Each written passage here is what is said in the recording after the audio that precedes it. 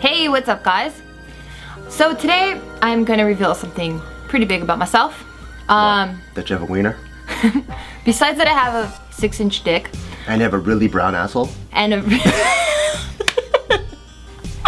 Do I wouldn't know that. The size of a 50-cent coin. Ew! A JFK coin? Come on, be serious. That's gross. That's nasty.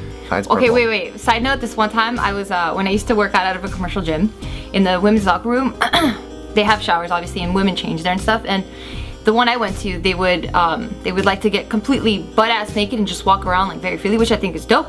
So they're Asian women? Yeah. Okay. But this one time, this grandma dropped something on the floor, and I'm washing my hands, so from my peripheral, I can see like this naked body, right? So I'm washing my hands, and I have to turn here, this little wall, to dry my hands on that dryer thing. Yeah. She dropped something, and this happens to be right when I turn around this way.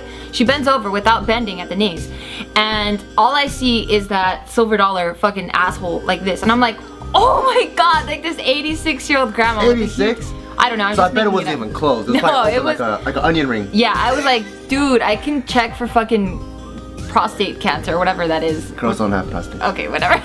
But whatever type of cancer. Dang. Like, yeah, so that was crazy. Anyway, so Anywho. I don't have a brown butthole or a dick. Sure. What is true is that he's Asian and I am Hispanic, specifically Mexican. And growing up, I grew up from a very conservative family, and I also grew up amongst a lot of other Mexicans and Hispanics and Latinos, and anyone else, like any other ethnicities, was actually pretty rare at my school. Like I think I only had like one black person, or like 3 black people on like the whole campus.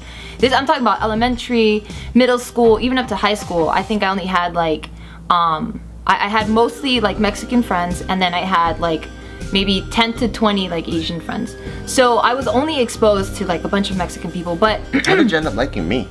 I have no idea. I think you drugged me or something. Yeah, I did. And my parents were always like I'm a very curious person. I always have been since I was very little. And I would remember that my mom... Bi-curious? No. I remember that my mom would always make comments about just different types of ethnicities and the stereotypes that were attached to those, right? But I never felt like I fully agreed with her point of view. So I would always question her and be like, hey mom, what if I dated like a white guy? Excuse me. I'm like, what if I dated a white guy? And she'd be like, oh, well, yeah, you don't want to do that because, you know, it's so beautiful to keep the cultures and the races together, you know, because my mom, her defense was growing up, stereotypically, Mexicans are thought to be short and dark and whatnot, right? But my mom has like the Spanish blood in her, so she's actually blonde hair, like really blonde, like light hair, and she has green eyes, and she's very fair-skinned. So when she came to the US in high school, she never really clicked with the Mexican people because they were like, oh, look at her, like she's the white girl, like don't talk to her because she's not like us. But what sucked was she didn't really understand the American culture, or she could even barely speak English, so all the white people that she looked like were like, oh my god, look at that wetback, you know, like don't talk to her, she's foreign. So she felt very like excluded from both sides. Excluded from both sides. So she could only imagine now, or she felt like she would understand if I were to have a child. So who did she hang out with? The black people? I don't know. I think she probably found like one other Mexican chick to kick it with. That just looked just like her. Yeah, or like some other outcast to kick it with. Albino Chinese guy. Probably. Okay. So she was like, I could only imagine what your future biracial child is gonna feel. They're gonna feel like they don't belong to any type of culture. And ever since I was a little kid, I'm talking about like 9 or whatever, I was always like, that doesn't make sense to me, because I feel like you just connect to people on a human level, because I have blood, you have blood, I have a heart, you have a heart, we breathe the same air, we live on the same planet. Like what type of differences can we possibly have? And that to me, her thinking to me just never really made sense. So when it came, so before ever really like dating or anything, I never like consciously thought like, oh man, I gotta stick to a Mexican guy. Or if I ever liked the guy, I never asked myself like, wait, I gotta ask him, I gotta make sure that he's Mexican, you know, because then my parents aren't gonna approve. I never really felt that, but I did notice that the first handful of boyfriends that I had were Mexican. You can't be fucking with those Salvadorians though. Dude, Mexican people, you know, you feel me on that. But even with that, I think it's so stupid, and I could care less. True that. It's so stupid. And I bet other Mexican people don't even understand why they don't like Salvadorians. Yeah, that blows my mind. Whatever. And I think when I was dating these Mexican guys, it wasn't for the sake of them being Mexican. I just think that's what I was exposed to. So Or now that's what was available. That's what was available to me.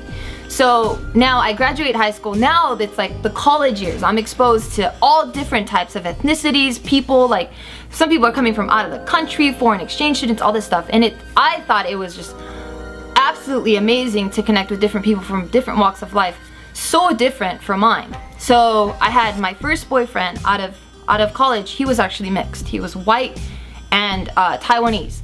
And I remember, like, as soon as I started liking this person, one of my first thoughts was, ah, shit, what are my parents gonna say about this? But I didn't let that get to me. I didn't let it, like, stop my relationship with my boyfriend, not because I didn't respect my parents' wishes and not because I was selfish. I just felt that as much as I learned from my parents, I just felt that, hey, maybe this is the one opportunity where I can kind of educate my parents on something different. That what they view and what they believe can actually be challenged and can be correct. So did you bring that guy home to your parents? I didn't bring him home, not because I was scared of him, but Scared of your dad? Not because I was scared of my parents. No. Oh, because okay. I was afraid, like ashamed to bring him around my parents, not because of that. It just never got to be that serious with that guy. But I did mention it to my parents. As soon as that you're dating like a Taiwanese guy. Right. As soon as we made it official, I let both of my parents know, like, hey, I have a boyfriend now, and it's not that serious. Like, I don't want to bring people into my house that I'm just gonna end up breaking up with. But you know, we are boyfriend and girlfriend, and when I feel that, you know, he's worthy enough to meet you guys, because I'm very proud of my parents. So I was like, I don't want to just introduce anybody yeah. to my family. But you know, I was kind of like, it was like a trial period, I guess. So I was like, hey, you know what? I'm dating him and he's Asian. And their first thing was like, oh man, like, what are you thinking? Like, what are you doing? And Did any like stereotypes come out? Because I could always, because when we first started dating, Yeah. and I told my dad I was dating a Mexican, and he was like, oh, man, when she gets pregnant, oh she's no! gonna gain at least 100 pounds, No! and you're fucked. And he was like, but don't worry though, she's gonna cook a lot, so you're gonna have tons of food at home. That's horrible. But just to let you know, it's gonna That's come. horrible.